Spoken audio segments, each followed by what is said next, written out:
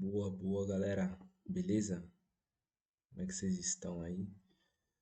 Bom, nesse vídeo de hoje eu vou estar falando para vocês sobre o Wades, um banco de dados em memória, onde ele consegue trabalhar com cache, com fila, tem outras funcionalidades dentro dele também. Mas hoje eu vou estar focando mais especificamente em cache, tá? Então você que não conhece o Wades ou já ouviu falar no Wades, ainda tem dúvida de como ele funciona, fica até o final desse vídeo, é um vídeo bem curto, mas tenho certeza que vai te ajudar. Você vai sair daqui entendendo como que o Words funciona e qual que é o problema que ele veio solucionar, por que que tantas vagas pede o Words, entendeu? Então, antes de tudo, olha, eu já quero compartilhar aqui com vocês a minha tela. Eu vou pro um exemplo aqui muito simples aqui que eu fiz, tá? Antes de nós ir pro código, para você entender mais ou menos o fluxo do Words, como é que ele funciona. Então aqui eu tenho um fluxo bem simples, tá? Onde eu tenho aqui o meu front-end. Atualmente o front-end o que que ele faz? Ele faz uma requisição lá para nossa API. Ah, eu quero buscar todos os usuários ou todos os pedidos. A nossa API ela vai lá no nosso banco de dados, processa essa requisição e retorna usuários para o front-end.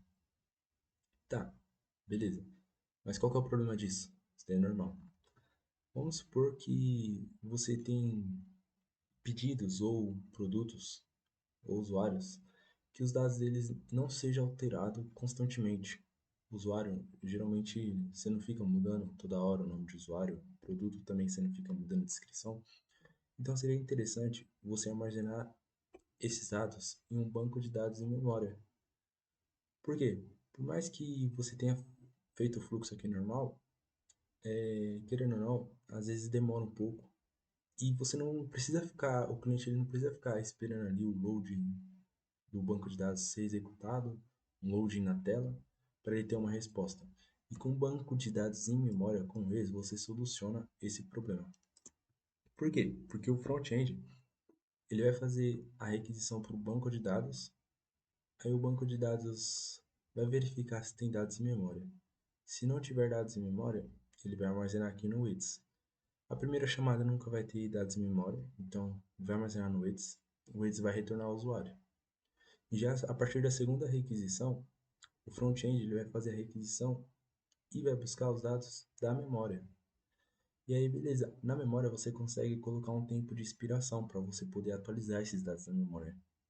Se esse tempo de expiração tiver expirado, você vai lá no banco de dados, atualiza esse tempo de expiração, atualiza os dados em memória e retorna ao usuário. Então é de uma forma bem simples. O front-end faz a requisição, verifica se tem dado na memória, se tiver dados na memória, já retorna para o usuário. Não precisa ficar fazendo aquela aqui gigantona, porque os dados já vão estar em memória, já vão estar armazenados em memória. Beleza? Então, acredito que vocês tenham entendido. E aí, nós vamos aqui para o código, aqui no nosso VS Code aqui, rapidão. A gente estava mostrando para vocês.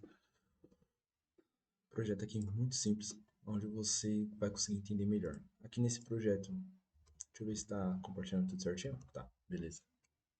Então aqui nesse projeto eu tenho uma pasta database onde eu faço a conexão com o banco de dados e onde eu faço a conexão aqui também com o Reads. E se você quer mexer com o Reads, quer fazer um projetinho aí legalzinho, entra aqui na documentação, eu vou deixar o link na descrição. Dá uma olhadinha aqui, que você já consegue startar aqui um container com o Reads, na imagem do Reads, e você já consegue estar vendo como é que ele funciona. Mas aqui eu faço a conexão no database. No seed, eu só pulo uns dados aqui no banco de dados.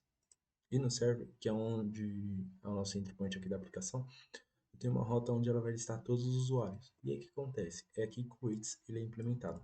Se vocês perceberem, quando eu faço a requisição, a primeira coisa que eu faço aqui é armazenar uma chave. User all, todos os usuários. E buscar dados dessa chave, usuários de cache. Então, beleza. Se tiver usuários de cache, eu vou retornar esses usuários de cache e já era. Aqui vai morrer a aplicação. Mas beleza, não tem dados em cache. O que, que eu vou fazer? Aqui eu coloquei um timeout de 3 segundos para meio que simular aqui um banco de dados mais ou menos em produção, porque o local roda muito rápido, né? Eu coloquei um timeout. Então, se não tiver dados em cache, ele vai passar aqui em direto desse if, vai cair aqui, vai armazenar os dados aqui em um array e vai executar o words, setando o quê? Setando na minha chave. Ele vai colocar um tempo de expiração, o primeiro parâmetro é a chave, o segundo é o tempo de expiração, e o terceiro é o que eu quero armazenar. Então, eu vou estar armazenando aqui. Nessa chave, eu vou estar armazenando a lista de clientes, a lista de usuários, né, no caso. Depois eu vou retornar. Então, depois que eu retornei aqui, esse usuário aqui, ele já vai ter dado. Então, na próxima requisição, ele já vai parar aqui. Não vai passar por esse tempo aqui de execução, não vai buscar no banco de dados, não vai fazer mais nada. Já vai retornar aqui.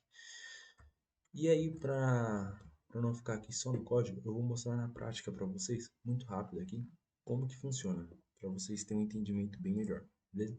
Então, vamos lá para o Insomnia. Bora lá. Então, vamos fazer aqui a primeira requisição. Vamos lá, vai demorar 3 segundos, porque não tem dados em memória. Beleza, ó. From cache. Esse daqui é onde eu armazeno se tá vindo dados do cache. Tá vindo do cache? Falso, não tá vindo do cache. Veio do banco de dados, demorou 3 segundos. E aí, beleza, ó. Usuário admin, todos os dados do usuário.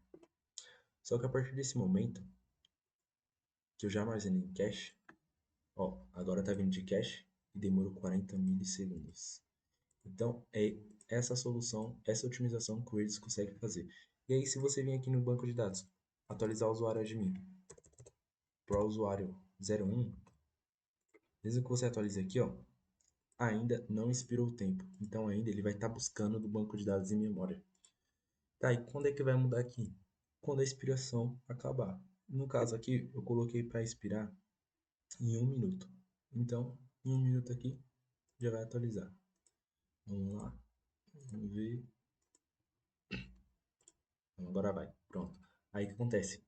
Agora ele expirou o banco de dados em memória, buscou do banco de dados local, buscou os dados, trouxe os dados, ó. É de cache? Não, é do banco de dados em memória. Trouxe os dados, usuário 1 que eu atualizei, trouxe todos os dados, demorou 3 segundos. Agora vai vir tudo do cache. Beleza? Então, é basicamente isso. Beleza? É basicamente um problema assim que o Rails veio resolver, além do gerenciamento em fila. Beleza? Depois eu falo mais sobre gerenciamento em fila em outro vídeo. Aí eu espero que vocês tenham gostado desse vídeo. Se gostou, deixa o like, se inscreve aí no canal, compartilha e até a próxima. Fechou? É nóis.